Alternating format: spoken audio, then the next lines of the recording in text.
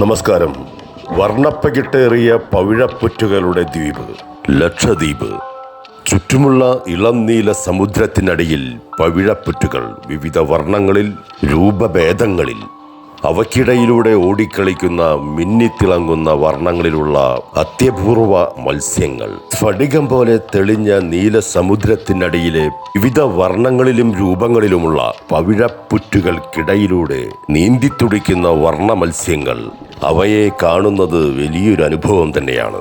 3 ഇനം സമുദ്ര വിനോദങ്ങളിലൂടെ ഈ മത്സ്യങ്ങളെയും പവിഴപ്പുറ്റുകളെയും നമുക്ക് കാണാം. സമുദ്രത്തിനു മുകളിൽ പൊങ്ങിക്കിടന്ന് പവിഴപ്പുറ്റുകളെയും മത്സ്യങ്ങളെയും കാണുന്ന സ്നോർക്കലിംഗ് ആണ് ഒരു രീതി. കടലിനടിയിലേക്ക് ഇറങ്ങിച്ചെന്ന് പവിഴപ്പുറ്റുകളെയും മത്സ്യങ്ങളെയും ആസ്വദിക്കുന്നതാണ് മറ്റൊരു സാഹസിക വിനോദം. ഗ്ലാസ് ബോട്ടിൽ സഞ്ചരിച്ച് താഴെയുള്ള മത്സ്യങ്ങളെയും പവിഴപ്പുറ്റുകളെയും കാണുന്നതാണ് മറ്റൊരു രീതി. സമുദ്രനിരപ്പിൽ പൊങ്ങിക്കിടന്ന് തലമാത്രം സമുദ്രജലത്തിലേക്ക് താഴ്ത്തി പിടിച്ച് സമുദ്രത്തിനടിയിലെ കാഴ്ചകൾ കാണുന്ന രീതിയാണ് സ്നോർക്കലിംഗ്. ആദ്യം നമുക്ക് സ്നോർക്കലിംഗ് അനുഭവങ്ങൾ കാണാം. ലക്ഷദ്വീപിലെ ബംഗാരം, തിന്നക്കര എന്നീ ദ്വീപുകൾക്ക് സമീപമുള്ള സ്നോർക്കലിംഗ് സമുദ്ര മേഖലയിലേക്കാണ് ഞങ്ങളിപ്പോൾ പോയിക്കൊണ്ടിരിക്കുന്നത്. സ്നോർക്കലിംഗ് പരിശീലകനായ അഭിനന്ദാണിത്. നോക്കൂ, എത്ര തെളിഞ്ഞ സമുദ്രമാണ്. നീല നിറത്തിൽ തെളിഞ്ഞു കിടക്കുന്ന സമുദ്രം. സമുദ്രത്തിൻ്റെ ഏറെ ആഴമില്ലാത്ത ലഗൂൺ മേഖലയിൽ വെറും 7-8 മീറ്റർ മാത്രമാണ് ആഴം. ലഗൂൺ മേഖലയിലെ സമുദ്രജലത്തിന് ഇളം നീല നിറമാണെങ്കിൽ കൂടുതൽ ആഴമുള്ള സമുദ്ര മേഖലയിൽ ഇരുണ്ട നീല നിറമാണ്.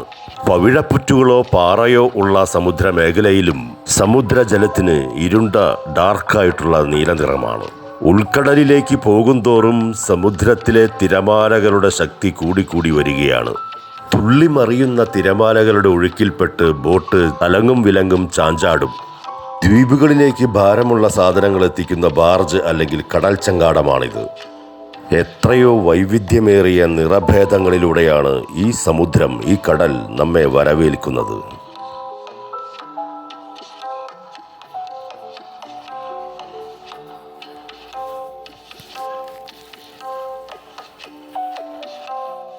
സമുദ്രത്തിനടിയിലൂടെ ഊളകളുടെ ഓടി നടക്കുന്ന കടലാമകളാണിവ.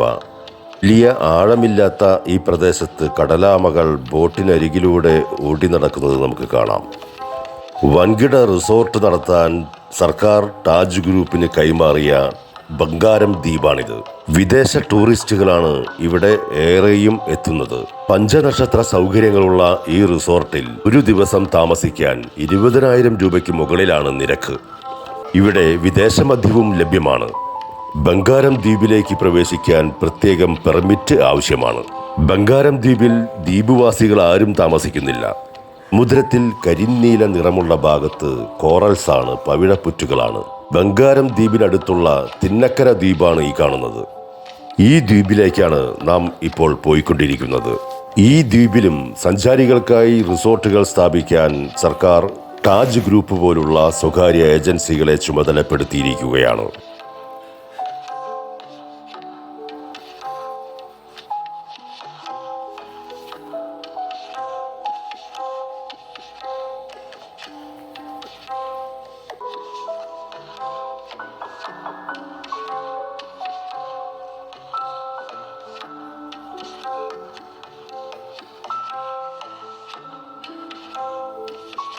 തിന്നക്കര ദ്വീപിലാണ് ഉച്ചഭക്ഷണം കഴിക്കാനും ആഴമില്ലാത്ത തെളിമയുള്ള ബീച്ചിൽ നീന്തിക്കുളിക്കാനുമെല്ലാം സൗകര്യമുള്ള ഒരിടത്തേക്കാണ് ഈ നടപ്പ്.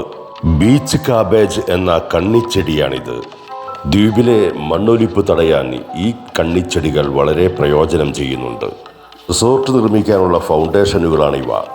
ഞങ്ങളുടെ സ്നോർക്കലിംഗ് പരിശീലകനാണ് ഇദ്ദേഹം.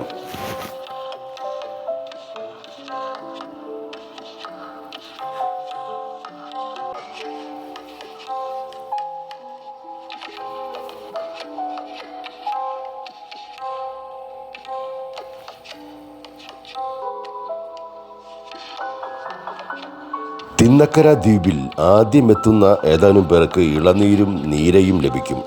തെങ്ങിൽ നിന്ന് നീര എന്ന മധുരക്കള്ള് ശേഖരിക്കാൻ കുപ്പിയും കന്നാസുമെല്ലാം ഒരുക്കി വച്ചിരിക്കുകയാണ്. തിന്നക്കര ദ്വീപിൽ 5 കുടുംബങ്ങളാണ് താമസിക്കുന്നത്.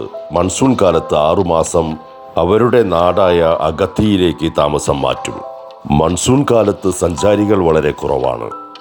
തിന്നക്കര ദ്വീപിലെത്തുന്ന സഞ്ചാരികൾക്ക് ഭക്ഷണം കഴിക്കാനും മറ്റുമുള്ള സൗകര്യങ്ങൾ ഒരുക്കുന്നത് ഈ വീട്ടുകാരാണ്. ഇളനീരും നീരയും വിറ്റും സഞ്ചാരികൾ നൽകുന്ന ടിപ്പുമാണ് ഇവരുടെ വരുമാനം. വളർത്തുപ്രാവുകളാണിവ. തിന്നക്കര ദ്വീപിലുള്ള 5 കുടുംബങ്ങളുടെയും ഭൂമി സർക്കാർ കയ്യേറി താജ് ഗ്രൂപ്പിന് റിസോർട്ട് നിർമ്മിക്കാൻ വിട്ടുകൊടുത്തിരിക്കുന്നു എന്നാണ് ഈ കുടുംബങ്ങളുടെ ആരോപണം. ഇവർ ഹൈക്കോടതിയിൽ നൽകിയ കേസും നാട്ടുകാരുടെ സമരങ്ങളുമെല്ലാം മൂലം പണിയെല്ലാം നിർത്തിവെച്ചു. സഞ്ചാരികളെ വരവേൽക്കാൻ റിസോർട്ടുകൾ അനിവാര്യമാണ്. കോറൽ ബീച്ചിലേക്കുള്ള യാത്രയാണ്. പല നിറങ്ങളിലുള്ള പവിഴപ്പുറ്റുകളും അത്യപൂർവമായ നിറങ്ങളിലും വൈവിധ്യങ്ങളിലുമുള്ള മത്സ്യങ്ങളെയും കാണാനുള്ള യാത്ര. മനോഹരമായ ഇളം നീല സമുദ്രത്തിനു താഴെ ഇരുണ്ട നിറത്തിൽ കാണുന്നത് പവിഴപ്പുറ്റുകളാണ്.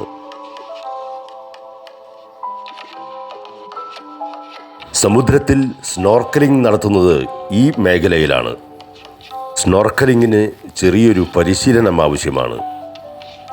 മുങ്ങിപ്പോകാതിരിക്കാൻ ലൈഫ് ജാക്കറ്റ് ധരിപ്പിച്ച് മുഖത്ത് വെള്ളം കയറാത്ത മാസ്ക് അണിയിച്ചുകൊണ്ടാണ് പരിശീലകൻ സഞ്ചാരിയെ കടൽ കാഴ്ചകൾ കാണാൻ കടൽപ്പരപ്പിലേക്ക് കൂട്ടിക്കൊണ്ടുപോകുന്നത്. മാസ്കിനു മുകളിൽ മഞ്ഞ നിറത്തിൽ കാണുന്ന കുഴലിലൂടെ ശ്വസിക്കാം.